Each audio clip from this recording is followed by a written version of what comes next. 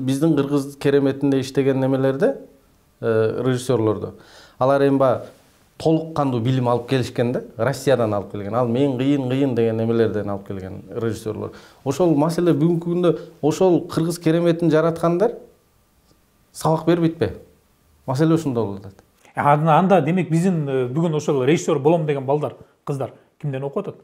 Бул бизден окуп атат, Баягы өз алдынча бир 5 сом таап кино тарткан дилетанттап коелучу эми. Жок, билим бериш үчүн тажрыйба сөзсүз түрдө керек да. Мына бүгүнкү күндө бизде жаштар, көбүнчө жаштар басымдуу бөлүгү жаштар мугалимдердин.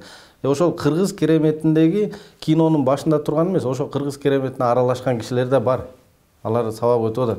Бирок эми кандай десем, бүгүнкү күндө бир студенттердин өзүнүн талабы бар, техниканын өзүнүн талабы бар. Мисалы ал ошол кыргыз кереметинде иштеген эмелер бүгүнкү күндө техниканы түшүнбөйт. Алар чыгармачылык жагынан багыт берет. Бизден чыгармачылык жактан гана багыт берет. Бирок кыргыз керемети кандай десем, бүгүнкү күндө уланып атат, көтөрүлүп атат. Кыргыз керемети бир кайрадан жанданат. Бул үмүт бар да. Бирок ага эмне кылыш керек? Ага убакыт керек. Бүгүнкү күндө убакыт керек. Азырынча биз азыркы тартылып аткан кинолорго чыдай турушубуз керек. Чыдай турганда кандай? Күтүш керек да, күтүш керек. Табит адамдын табити өзгөрүлөт. Ошондо гана анан кыргыздын керемети Кудай буйрса жаралат. Дегеним мындай болуп атат да, мисалы ошол эле 90-жылдары кино тартмак түгүл курсак тогуз албай калды да. Көпчүлүк адам калып калды, ошол маалда анан биринчи жанагы Маймыл деген кино тартылды. Анан ошондо кыргыздар эмне болду? Бизде кино тартылып атат деп, биз космоско учкандай болуп сүйүнүп, ушунчалык кубандык да. Биринчи кыргыз фильми эгемендүүлүктө тартылган деп. Биз ага чейин баягы орустардын киносу баягы түстүү телевизордо эле жок да. Орусча айтканда черно-белый телевизор менен эле баягы плоскогубц менен бурап көрүп жүргөндө ошону берди. Бизге бул ачылыш болду. Маймыл деген кино. Эми мисалы азыр бизде мүмкүнчүлүк бар. Колдоочулар деле бар. Демөөрчү жакшылап издесе аны деле табат. Таланттуу балдарыбыз бар, кыздарыбыз бар. Анан кийин кинотеатрларга кое турган болсок, менин билишимче кинотеатрлар кыргыз кинолорунда прокатка азыраак акчалап туруш керек. Голливудка караганда. Ар тараптуу мүмкүнчүлүктөр бар. Анан кийин жаш режиссерлорубуз телеге кетип калып атат. Алардын ордун дилетанттар басып атат. Мындайча айтканда, 2 мүнөттүк бир ролик тартат дагы, менин колуман келет экен деп да, 2 кишини, 4 кишини табып туруп анан кийин кино тартып атат. Биз ушу менен отура берсек, азыркы тапта бизден кийинкилердин табити билбейм. Биз да ушул боюнча аябай күрөш жүрүп атат биздин университетте. Ушундай жөнүндө күрөш жүрүп атат. Мына мен азыр эле жаңы эле бир жерге барып келдим. Баягы кошумча бизде ушундай мектеп ачылып атат. Ошонун оператордук чеберчилик боюнча сабак бергенге деп бардым. Карасам, программасын карасам. Эми укмуш. Ким түздү эле десем, бир эже түзүп койду эле, телевидениеде иштеген дейт. Атын айтпай эле коеюн.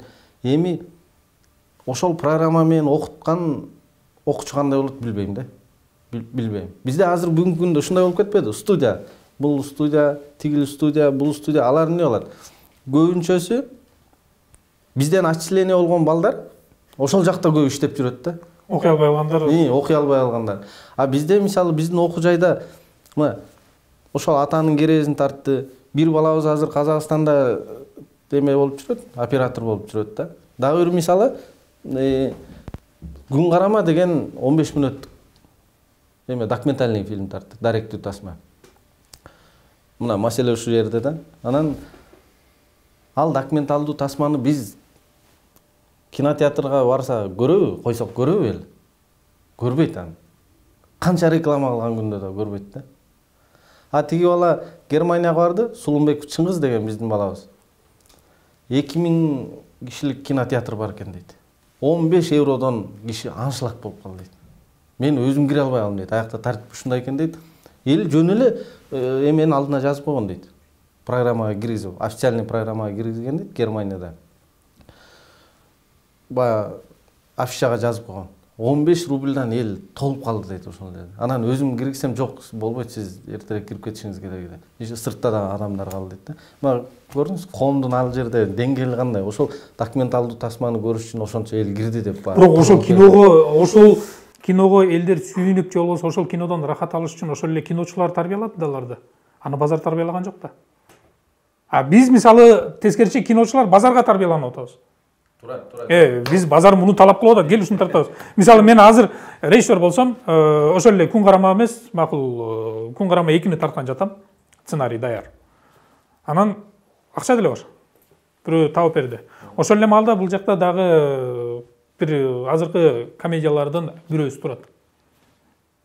Мен карайм да ошо комедияны тандайм. Эмнеге? Комедияга эл келет, андан акча түшөт. Бирок мен экөөнү тарткандан тең экөөнү тең чыгаша болбойм. Маселе чыгаша болбойм, болгондон кийин кирешем деп атам. Маселе мындай.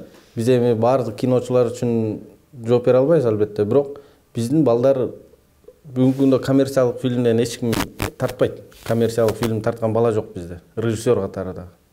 Адистигин алгандардан. Мына мен деле студент кезде тарткам фильмдерди. Коммерциялык багытта тартып келип, анан акыркы киномду ушу коммерция жөнүндө ойлонгон жокмун да. Элдин табитин оңдогонго, же болбосо элди ойлондурганга бир кино тартып көрөлү.